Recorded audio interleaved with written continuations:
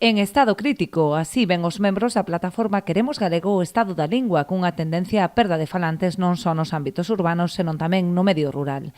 Daí a necesidade de artellar medidas como as que reivindicarán na manifestación do próximo día 23, a que tamén se sumará o Barbanza. Os novos datos poñen en evidencia o estado de emerxencia lingüística do galego con niveis de descoñecemento e emprego inéditos na historia da lingua.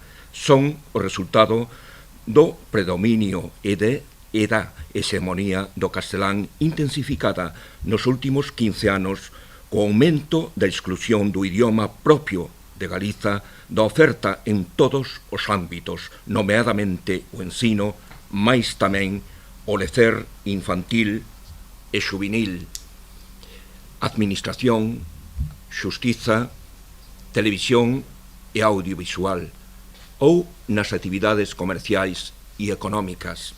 Así, o vimos denunciando de hai anos. Ademais dun calendario de acción ata 2027 para executar o Plan Xeral de Normalización Lingüística, a plataforma propón unha serie de medidas urxentes para fomentar o uso do galego a través de 4 ámbitos fundamentais: o ensino, as actividades comerciais e económicas, a cultura e o lecer e a administración pública.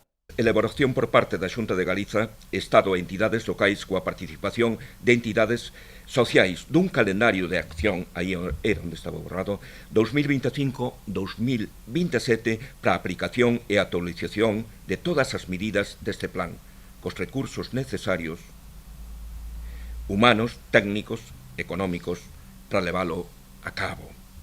Este calendario contemplará a avaliación dos resultados das medidas unha vez aplicadas e as correccións que foren precisas.